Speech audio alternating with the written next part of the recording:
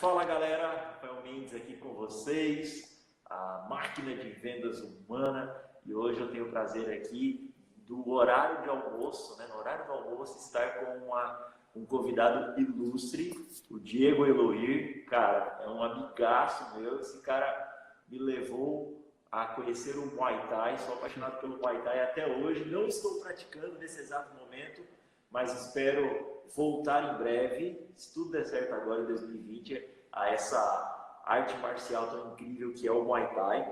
E além de profissional, na verdade um ex-profissional, um ex-atleta, do Muay Thai, um cara que competiu um monte nesse esporte maravilhoso, ele também é vendedor, na verdade é um gerente de canais, Diego? Uma pessoa que ajuda as pessoas a vender mais e vende também nesse ecossistema de tecnologia. Então, Diegão, é uma honra ter você aqui comigo na minha live, na audiência que segue aqui no meu Insta, na audiência que segue os meus conteúdos, e a gente vai falar hoje sobre mentalidade de vendedor versus mentalidade de atleta. Você que está entrando aqui no nosso Insta, se você não estiver escutando bem, manda aqui, comenta aqui, galera. Se vocês tiverem alguma pergunta também, pode comentar. Convida os amigos aqui. Mas, Diegão, vamos lá. Fala um pouquinho sobre você, fala um pouquinho especificamente sobre o Muay Thai, sobre como você se tornou um atleta, por que você migrou para essa área aqui, tá bom? Perfeito, vamos lá. Primeiro, obrigado aí, Rafa, pela oportunidade, obrigado pessoal aí que está acompanhando essa live fantástica aí, o trabalho maravilhoso que você tem feito, né? Porque eu vejo que o setor de vendas, a vendas em si, precisa muito disso, porque a gente vê muito o pessoal procurando, às vezes por falta de opção, e não tem ideia do mundo fantástico que é o mundo comercial, que é vender, propriamente dito. Mas, respondendo a tua pergunta, Rafa, vamos lá então falar sobre o Muay Thai, né? Tá bom. O meu hobby, minha diversão desde de moleque sempre foi praticar esporte, jogar futebol, enfim. E até que eu descobri a luta, eu comecei a fazer judô com 7 anos de idade, fiz dos 7 aos 10, fiz capoeira dos 10 aos 11, tentei karatê, tentei taekwondo, não deu certo e conheci o Muay Thai com 13 anos. Você já gostava de porrada desde muito novo? Gostava. O negócio era bater nos outros ou se defender, Diego? Não, se defender sempre. Mas, na verdade, o judô é uma arte que tem muita disciplina, né? Então, esse conceito de disciplina, a questão de hierarquia, respeito, a evolução que nós temos como humanos, assim, desde criança já me despertou muito esse interesse pela arte marcial propriamente dita. Mas faltava alguma coisa, né, Rafa? Eu sempre gostei de coisa um pouco mais radical, assim, até que eu me vi dentro de uma academia de Muay Thai e foi algo que eu me apaixonei e tô desde então, desde os 13 anos, hoje com 33 anos aí. São o quê? Quase 18 anos, isso? Por aí, cara. E você já é faixa preta de Muay Thai?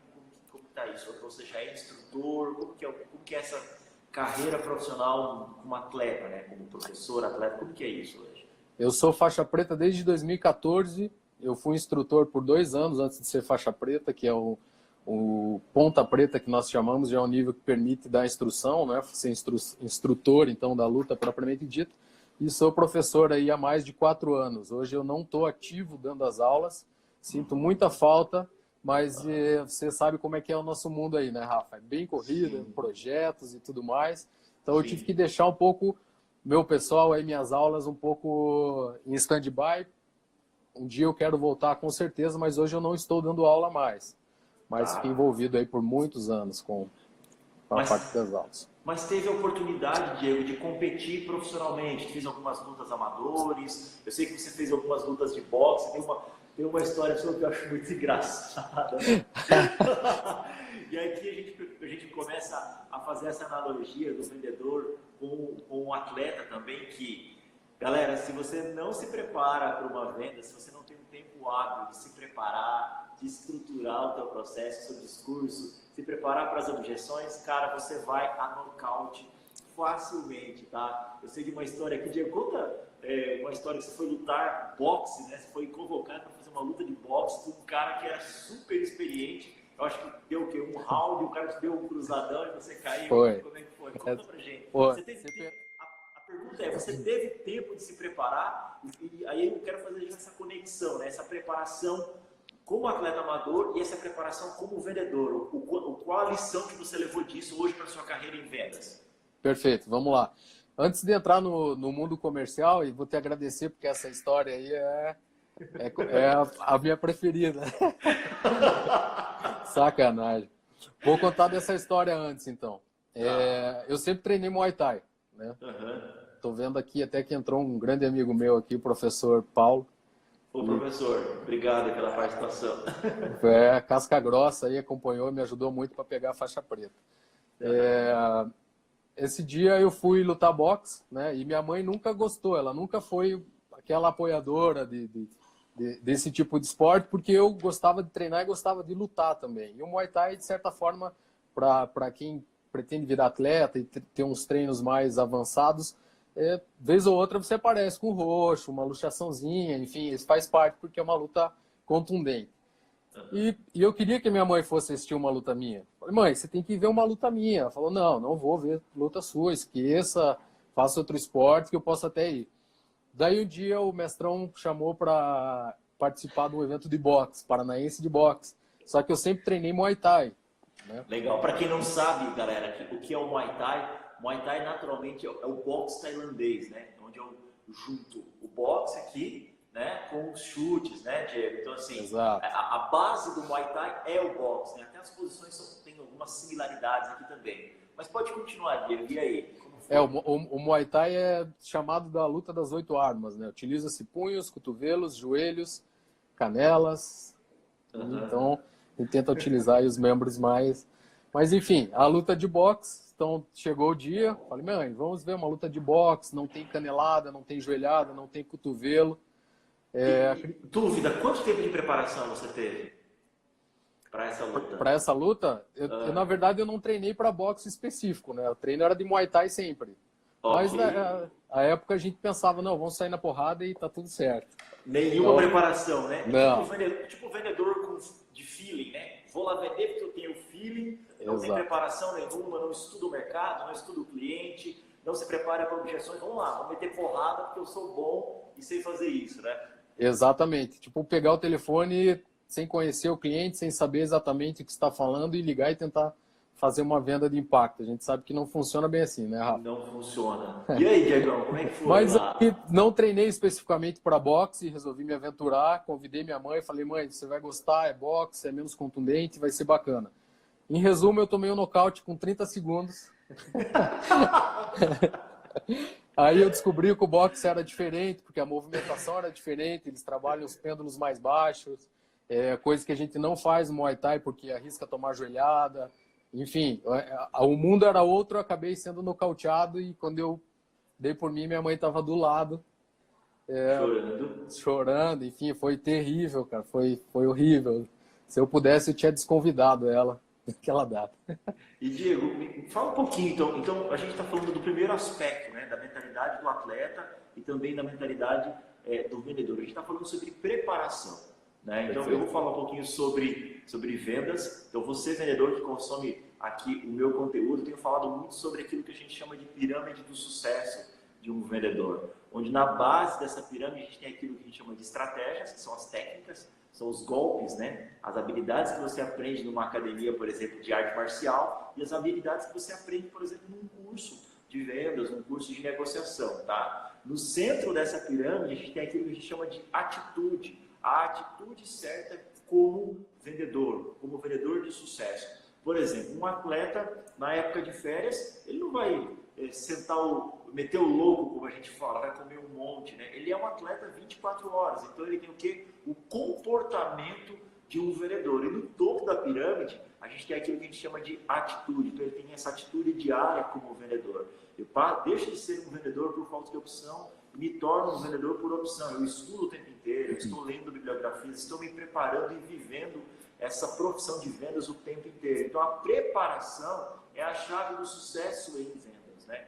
Entender que vendas é uma profissão, né? Vendas não é algo por falta de opção, ela é uma profissão e eu vivo vendas. E o Diego aqui, que é um ex-atleta de Muay Thai, acabou de contar para nós aqui um case de insucesso onde faltou uma preparação devida, né? Então, por exemplo, ele era um atleta de Muay Thai e foi convidado para lutar boxe. Então, ele mudou completamente a preparação que ele tinha. Na verdade, não teve nenhuma preparação para o boxe e foi para o ringue aqui. Diego, conta para mim uma situação, por exemplo, em vendas. Em vendas em que você não se preparou, você foi com o feeling, né?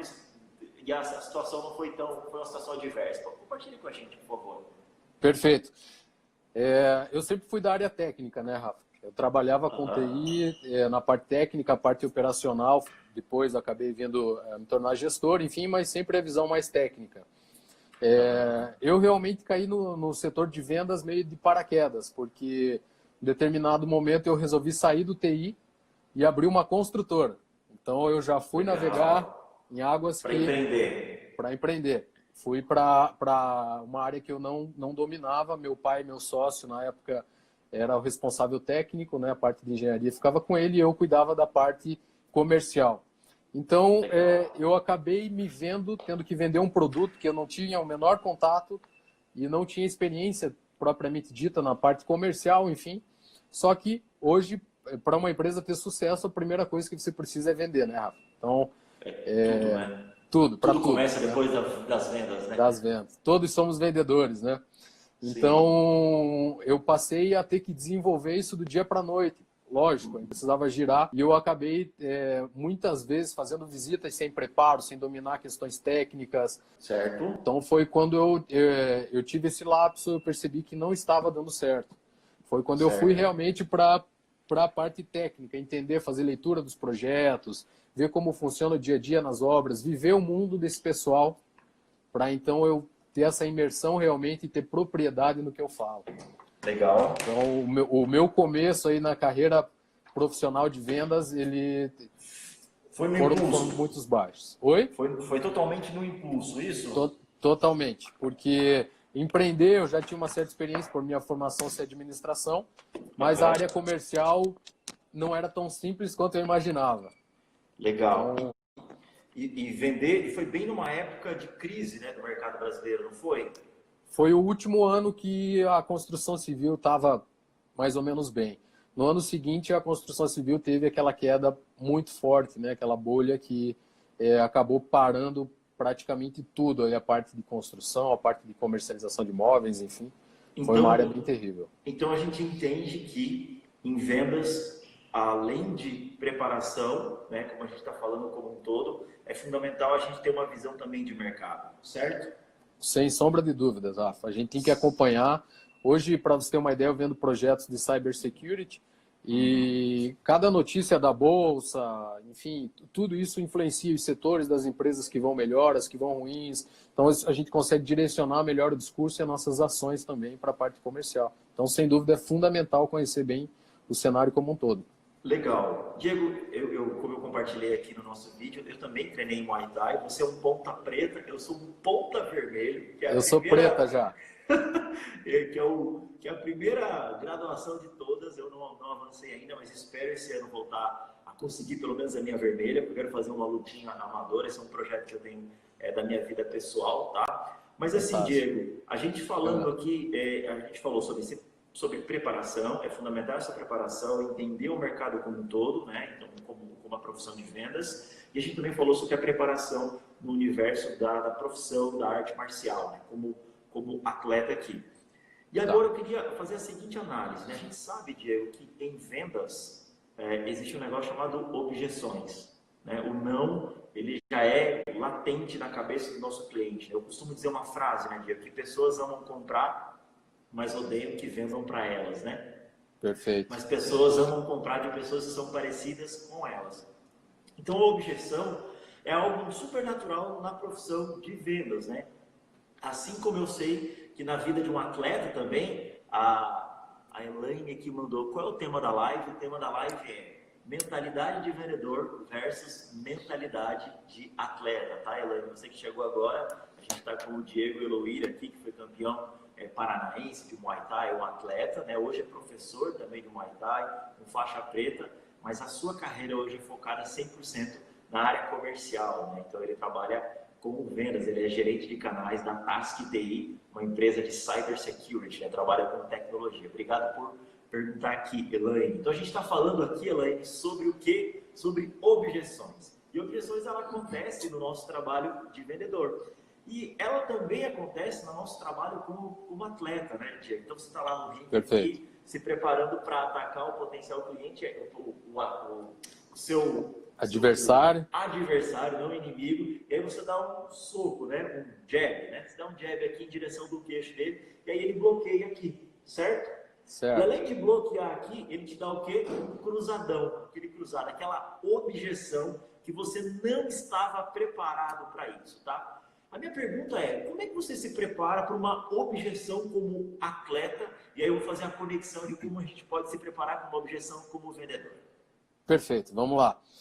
Tem vários links que a tua pergunta me trouxe aqui, Rafa. Ao começar, em 2007, quando eu fui campeão paranaense de Muay Thai pela primeira vez, a minha última luta, depois de ter feito 3 lutas, a última luta final, foram 3 rounds, como padrão do Muay Thai. Legal. Primeiro eu ganhei, o segundo eu perdi, o terceiro deu empate. Ok. Só que precisa ter um campeão, né? Foi uma decisão técnica, é isso? Na verdade, teve um round extra.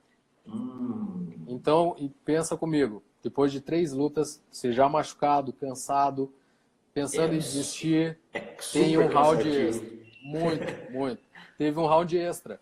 Então, quando eu fui para o meu corner, meu mestre Dinei Pedroso, eu falei, mestre, não dá para mim, tô mal, tô cansado, não aguento mais, tal. E o meu mestre, na época, nós tínhamos um tratamento diferenciado, né? Porque nós éramos assim, a época pedia isso. E ele falou, meio que me segurou pelo pescoço, com toda a delicadeza, e falou, que você conhece, e falou, nem que morra. Você vai voltar lá, nem que morra. E olha para ele tá pior do que você. Levanta a guarda, você não veio até aqui para desistir, você vai voltar e vai lutar. Em resumo, eu voltei em 30 segundos desse quarto round extra, acabei aplicando um nocaute no meu adversário e me sagrei campeão paranaense. Aquela frase que o mestre utilizou do nem que morra, Rafa, eu trouxe para minha vida inteira. É uma frase agressiva de se ouvir, nem que morra. Mas eu comecei a ter a interpretação correta, a mensagem que ele tentou me passar na data. A gente não pode desistir no primeiro não, né, Rafa? Boa. Porque o mundo comercial, eu aprendi com um grande gestor que eu tive, ele falou, conviva com o não. Você vai ouvir não diariamente. Quando você ouvir o sim, mérito seu, parabéns. Mas o não é a tua rotina, é o teu dia a dia. Então, como eu sempre na minha vida fiz um link com a arte marcial, com a luta, esse benefício que ela sempre me proporcionou, o nem que morra eu trouxe para o resto da minha vida. Eu falo, esse é o meu objetivo, é isso que eu preciso, então nem que morra, né? Então não vai ser um não que vai me parar. E outro link, levando para o mundo da luta também, Rafa, é fundamental você estudar teu adversário. Né? Se ele é um atleta bom de chute, por exemplo, eu sei que eu preciso manter uma distância mais segura. Se ele é bom de boxe, eu sei que eu tenho que estar mais distante. Se ele não é tão bom de boxe, eu sei que eu posso ficar mais próximo. Então, enfim, eu vou entender quais são os pontos fortes dele, assim como eu tenho que entender quais são as vulnerabilidades, os pontos fracos, que é ali que eu vou atacar. Hoje, no mundo comercial, para a execução de uma venda, levantamento de um projeto, criação de um lead, enfim, eu faço esse dever de casa. Então, eu estudo bem o cliente, de onde o cliente veio, se é uma empresa familiar, como que eles trabalham, como que eles pensam, qual que é a visão de cyber, qual que é a visão do TI, qual que é a visão do mercado, se a empresa está investindo ou não, quem são os líderes, quem são os decisores. Então, isso é fundamental, Rafa, para que a gente consiga qualificar um lead, para que a gente consiga estabelecer essa relação aí de certa forma. Senão você cai de paraquedas numa luta de boxe e vai tomar um nocaute, com certeza. Pessoal, eu quero deixar claro para vocês que vocês estão livres, tá, para fazer qualquer tipo de pergunta aqui, tá, para o Diego e para mim também, para ajudar vocês no dia a dia de vendas de vocês aqui. A gente vai ter o maior prazer aqui de responder as dúvidas de vocês também, as perguntas, tá? Diego, a gente falando de objeções em vendas, o que sempre está por trás de uma objeção?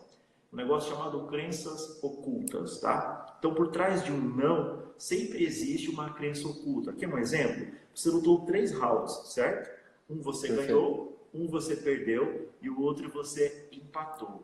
No 4º round, que seria o round decisivo, existia uma crença oculta dentro de você. Você acreditava que você não tinha condições de terminar vai dificultar mais um round. E assim Sim. também acontece na cabeça do nosso potencial cliente. Existe uma crença oculta. No seu caso, o seu mestre fez o papel do vendedor. O papel do vendedor é convencer alguém a fazer algo gerando valor para essa pessoa, tá? Gerando valor para o cliente.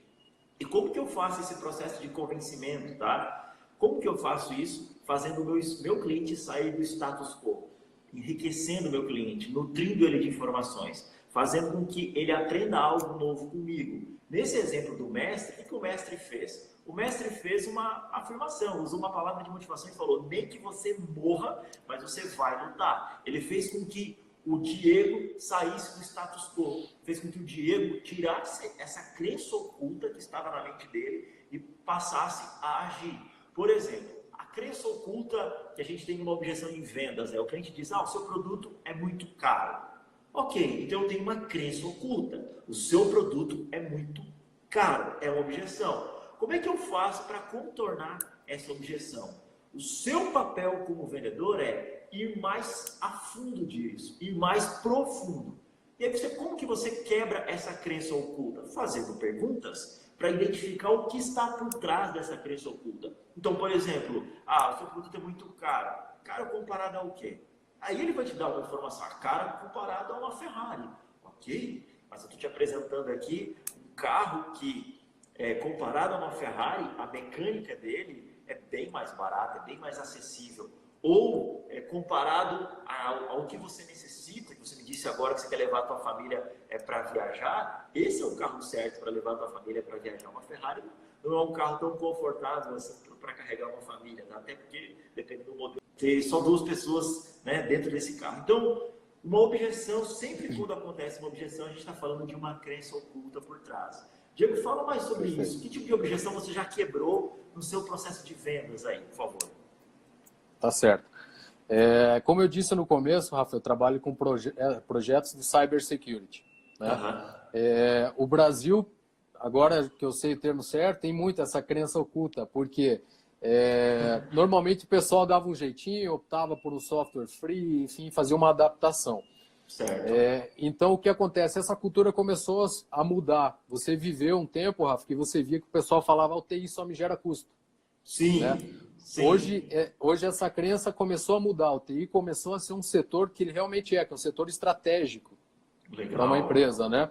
Então eu tento trazer essa abordagem para os clientes. Outro dia eu defendendo um projeto de aquisição de firewall, enfim, que é um equipamento para proteção de perímetro, e o meu cliente tinha objeção da alta diretoria falando que esse produto era caro, que ele não tinha aquele custo. Por que ele precisava ter aquele custo? Então ele teve uma sacada, Rafa, e a gente evoluiu esse projeto junto com uma ideia do custo do não TI. Então nós não batemos na tecla de que você precisa comprar por isso, por aquilo. A gente bateu na tecla do seguinte: se você não tiver esse produto, você pode sofrer com o quê? Então, quanto custa uma empresa ficar parada por um dia? Quanto custa se você sofrer uma invasão e ter seus dados sequestrados? Só um pouquinho, você está acabando de dizer que você fez uma pergunta. Quanto custa a sua empresa não ter TI todos os dias? Quanto custa os seus dados serem sequestrados? Continua, Diego, por favor. Exatamente. Quanto custa a tua operação parada? Quanto você deixa de vender se a tua empresa parar? Ok. Né? Você foi o quê? Buscando mais informações por trás dessa crença oculta, para quebrar isso. E aí, Diego, quando você fazia essas perguntas, você tinha argumentos para construir o seu discurso de vendas e fazia o quê? Fazia com que ele entrasse no processo de reflexão. Reflexão. Positivo. Cara, real, eu preciso disso. Cara, real, peraí, dá para lutar mais um round? Eu não tinha parado para pensar nisso. Eu tenho uma crença oculta dentro de mim em que eu acredito que não dá mais para lutar. Mas peraí, cara, é melhor lutar mais um round do que morrer. Com certeza. Certo? Com certeza. Ok. E Diego, me fala sobre outras vitórias. Como é o sabor da vitória, tá? Como é o pós, né? Pós vencer uma luta aqui. Perfeito. Vamos lá. Uma parte muito fantástica da luta, Rafa, é que não é, você sabe, você já teve lá fazendo os treinos. O Muay Thai, a luta como um todo, né? Não é algo que você entra e fica bom do dia para a noite. Né? Então, é um processo moroso, que você vai sentindo evoluções diárias, você vai se graduando, você vai aprendendo um golpe diferente, vai convivendo com pessoas com estilos diferentes. Então você vai evoluindo ponto a ponto. A trajetória para uma faixa preta, ela é suada, ela é árdua, não é fácil nem um pouco. Então, sofre-se muito nesse intervalo. Você precisa ter muita dedicação, você tem que ter resiliência, você tem que ter força de vontade, porque vai ter momentos que você não vai querer treinar, vai ter momentos que você vai fraquejar, isso como outros setores. Então, machuca. Eu lembro de tomar anti-inflamatório, porque minha costela estava machucada. Exato, costela, quantas vezes. Então, é algo que realmente pega. Então, quando você sai de um ringue com uma vitória, é uma sensação inexplicável. Primeiro, porque você se testou nos seus limites, né, Rafa?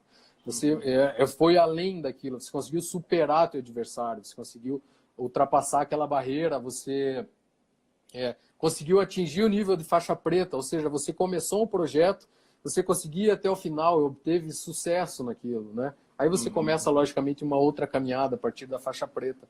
Mas, então eu trago sempre esse link do mundo da luta, do esporte como um todo, para a área comercial. Legal. Porque como eu trabalho com projetos, não são vendas pontuais, então muitas vezes eu levo 6 meses para fechar um projeto. Então é algo que demanda tempo, dedicação, você cria um relacionamento, persistência, falar as coisas certas na hora certa, ter as estratégias certas, né, perdão. E uma coisa que eu sempre trago para mim também, Rafa, eu assisti uma palestra do Dr. Jorge Paulo Lema um dia, fantástica, que ele falou dos insucessos que ele teve, quantas vezes ele fracassou até atingir o sucesso.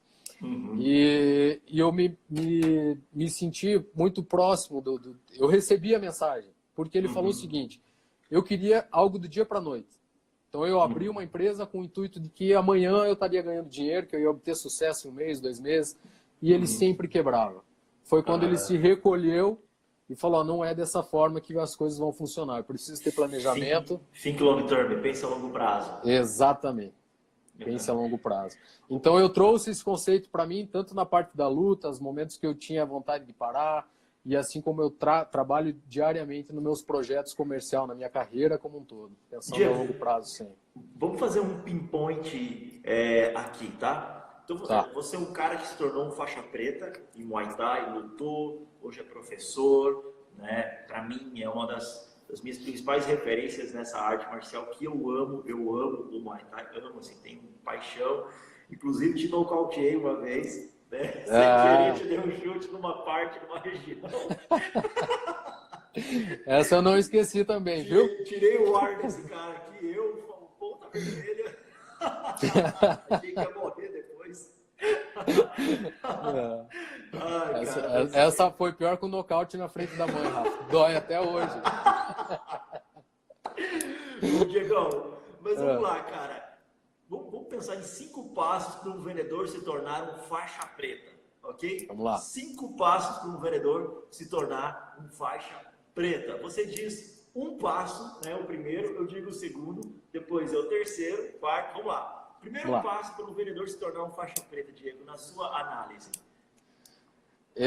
Quando eu entrei aqui na TASC, Rafa, primeiro que eu me identifiquei muito com os princípios da TASC e da direção da TASC. Legal. O pessoal sempre foi muito transparente com os clientes, enfim, sempre pregou isso e isso bateu bem com o que eu esperava, com a minha expectativa.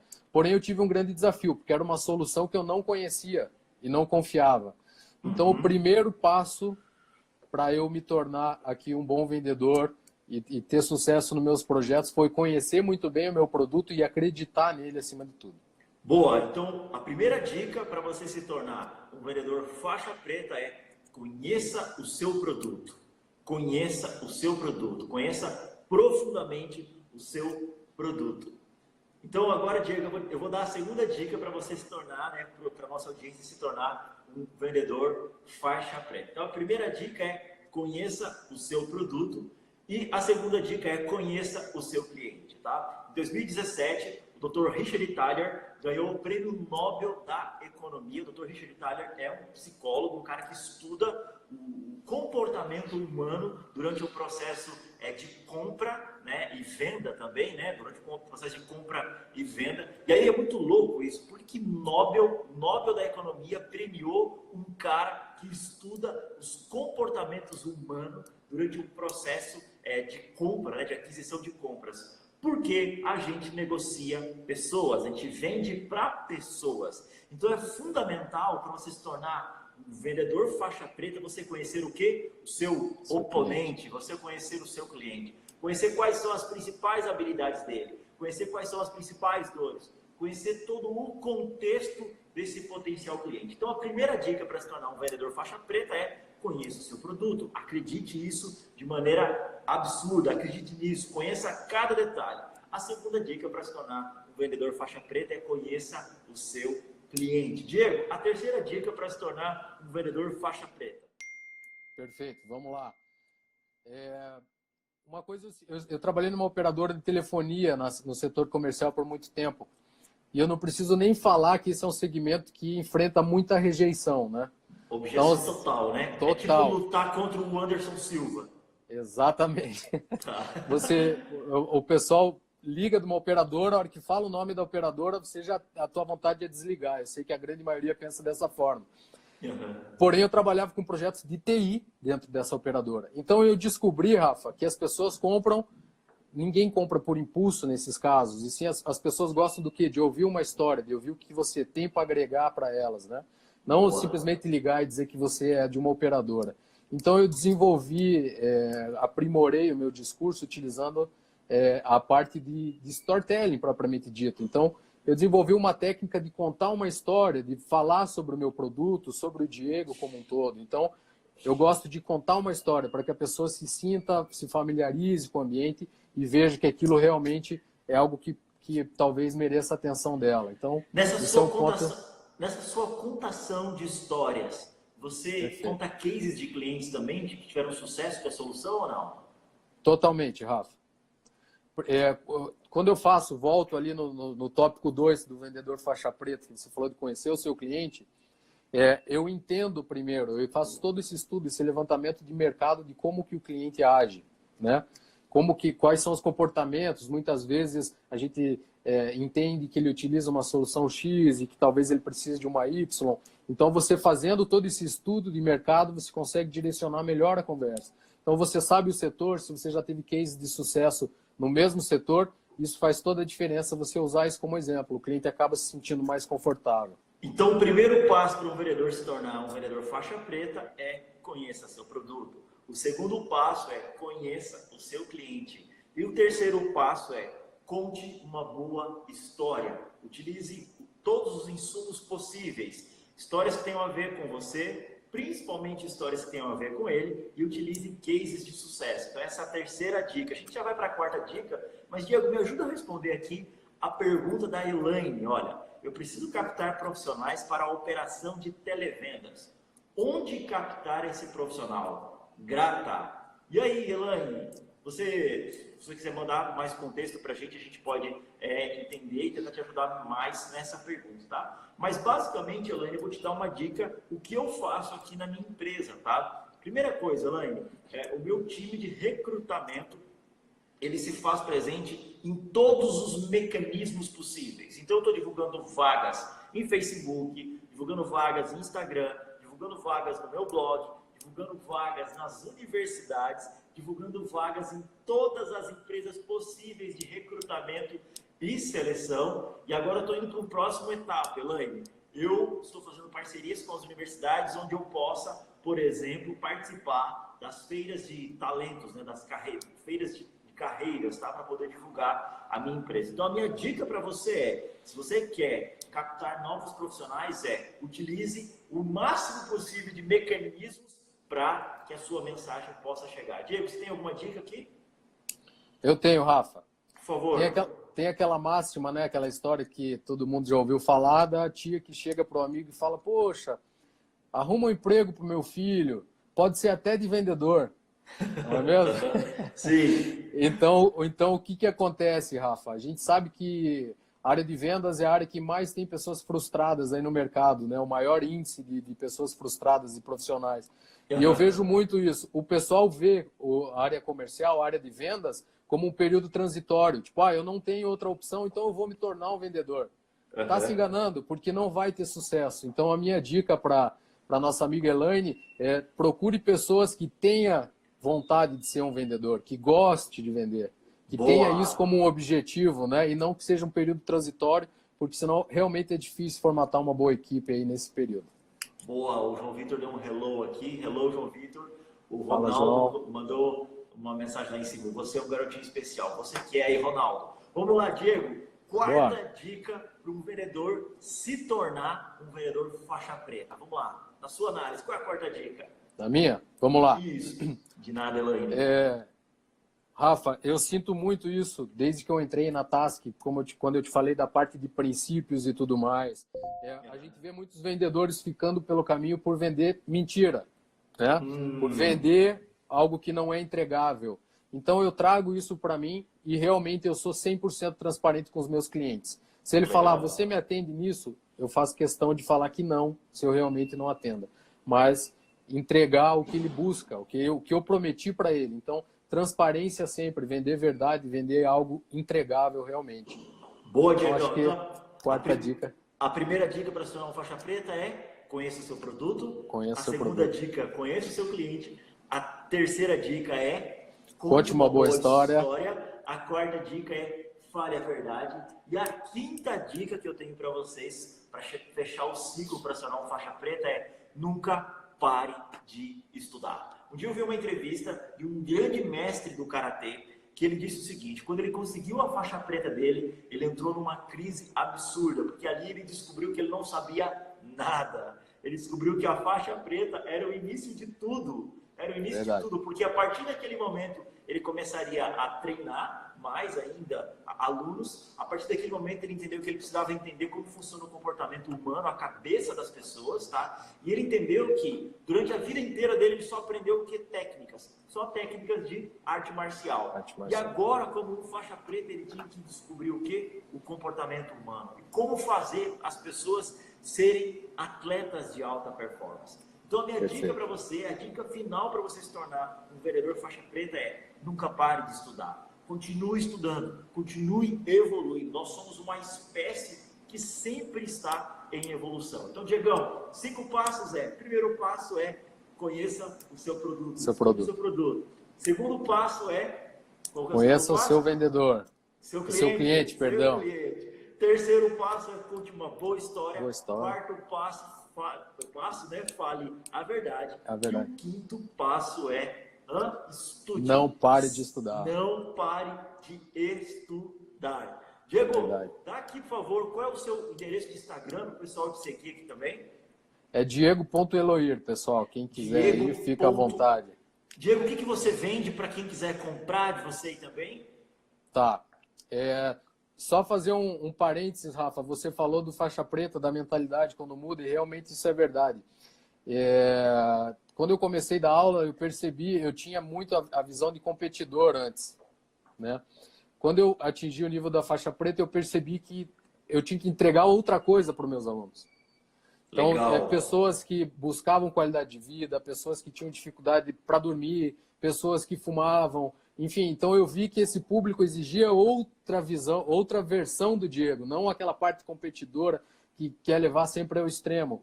Então, eu acabei transformando a luta em algo mais humano, mais, como que eu posso te dizer, mais a parte de relação, mais o bem-estar do pessoal do que realmente a competição propriamente dita. E daí eu convivi com frases do tipo: professor, muito obrigado, parei de fumar, tenho dormido melhor, sou outra pessoa, recebi abraço de mães dizendo que os filhos mudaram de comportamento em casa, enfim. Então, realmente, estou de acordo aí com o teu pensamento e que você compartilhou do faixa preta de Karatê, que realmente a gente muda a visão. A faixa preta é só um novo começo. E a faixa preta é um branca que nunca desistiu, né? Então, a gente está sempre numa evolução. A faixa preta é um branca que nunca desistiu. Que legal. Que legal. Exatamente. Então, vamos lá. O que você vende para reforçar, se o pessoal quiser entrar em contato com você? Perfeito. Task TI é uma empresa especializada em todos os serviços de infraestrutura para data centers, Rafa.